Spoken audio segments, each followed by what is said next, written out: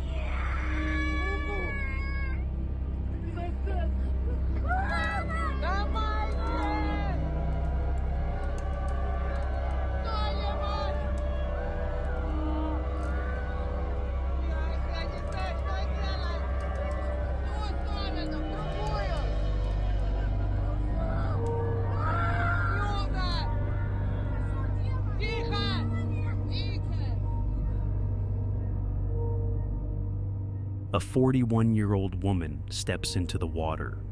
In that moment, it feels like everything is under control. Smooth ice all around, the children nearby, the husband nearby, a familiar place, a festive atmosphere. But the river does not forgive overconfidence. It slips an invisible sleeve of current under the edge of the ice. A person takes a step into the black water, gasps from shock, and tries to grab the rim. The current pulls downward and sideways. Hands slide over the slick ice. In a moment, the body is no longer in the opening, but a few dozen centimeters under the edge. Ahead lies a dark corridor, cold, water pressure, panic. Above is solid ice. There is no visible way out. Why does this happen? It is simpler and harsher than it seems. Near the edge of an ice hole, the water moves unevenly. There is a zone where the faster current catches the body and drags it beneath the ice. This is a hydrodynamic shear. Beneath the ice, the flow is often stronger than at the surface. The ice smooths the channel, the water speeds up, and any movement of an arm or leg in the wrong direction only helps the current. Add the initial cold shock, a sharp inhale, muscle spasm, a stab of pain, the heart races, strength drains away.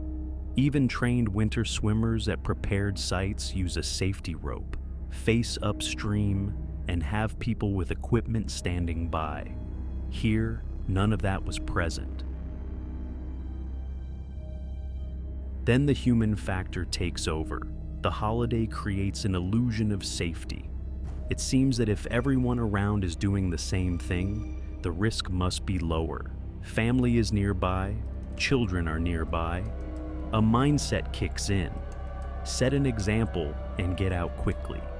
People often enter abruptly, jump, or glide forward, but a river ice hole does not tolerate sudden movements. There are no handrails, no solid point of support, no one on the bank with a pole or a rope. There is only smooth ice and dark water. The husband tries to save her. That is a natural impulse. Come closer, reach out a hand, lean over the opening. But once a person is already under the ice, an outstretched hand will not help. In seconds, the current carries the body sideways, sometimes 2, 3, 5 meters, and it is no longer where the hole is. The would-be rescuer risks falling in as well. Without a rope, without a pole, without a wide support under oneself, the chances are slim. Screams, chaos, and fear make every movement sharper and more dangerous. The search takes a long time. Cold water preserves. The current carries the body downstream until snags, log jams, or bends in the channel stop it. In this case, the body was found 9 or 10 days later, about 1 kilometer below the site of the tragedy. This is not mysticism, not a riddle, and not fatal destiny. It is the convergence of specific factors: an ice hole in a current, no safety measures, hydrodynamics beneath the ice edge, cold shock, panic, and minutes when no one knew the correct actions. Let us sort it out again, step by step. First, the site was chosen incorrectly. Safer immersions are done in still or nearly still water, in a bay or near the shore, where the current is minimal and the bottom and rim are prepared.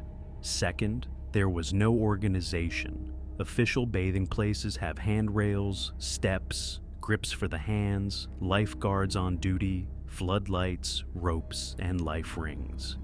None of that was here. Third, there was no safety line on the person. A simple belt with a rope held by 2 people on the bank drastically increases the chance of getting back. Fourth, cold shock weakens the body in seconds, even if you consider yourself hardy. Fifth, the psychological pressure of the holiday and the presence of children lower caution and push people to hurry. Can you get out if you fall through or get pulled under the ice? Yes, but seconds in the order of actions decide everything. You must spread your arms on the edge to distribute your weight. Do not let your legs hang vertically. Throw them onto the surface and slide on your chest and belly like a seal. Turn your face upstream so the water does not roll you under the rim. Speak out loud to yourself about what you are doing. Breathe slowly. Do not panic. Move with a flat body. Spread yourself wider. If you get out, do not stand up immediately. Crawl away from the opening 10 meters or more, and only then rise. And how do you rescue someone else? The main rule is, do not become a second victim. Approach crawling, spreading your weight on your stomach. It is better to put a board, a ladder, a sled, or several layers of clothing under you. Offer the person not your hand, but a long object, a pole, a rope, a belt, a scarf, skis, a branch. Ideally, 2 more people on shore should be belaying you. Talk to the person, ask them to look at you, and breathe more slowly. Call rescuers immediately. Do not wait for it to resolve on its own. After pulling the person out, do not force them to run or rub themselves with snow. They need warmth, dry clothing, hot sweet drinks, calm, and monitoring. And how do you avoid tragedies before they happen? There are a few simple principles. Do not bathe in makeshift ice holes on a river. Choose only official sites with rescuers and equipment. Do not do it alone. Do not do it near children if the place is not prepared. Do not jump into the water. Do not make sudden movements. Do not enter in the dark without lighting. Wear a hat, gloves, footwear with good traction, and have a rope nearby. If you are organizing the immersion, install handrails, attach a guide rope, prepare a pole, a life ring, and blankets. It is better to seem overcautious than to lose someone forever. You could put it this way: the river is always stronger. It is neither evil nor kind. It simply flows. It seeks the path of least resistance and will draw under the ice anyone who finds themselves in the wrong place at the wrong moment. On the Oradej that day, everything came together that should not have come together. The wrong location, lack of preparation, a cold shock, human panic, and a few moments when people needed to know what to do, but no one knew for sure. This story is painful because the children and the husband were there, but stories like this make us stop before taking a step into black water. If you are watching this video and planning an immersion, do one thing: choose a prepared site and people who know how to rescue. If there is no prepared site, do not do it. No tradition is worth a human life. Let the Oradej be a reminder: we do not judge, we explain, so that tomorrow someone will take a step back and come home alive.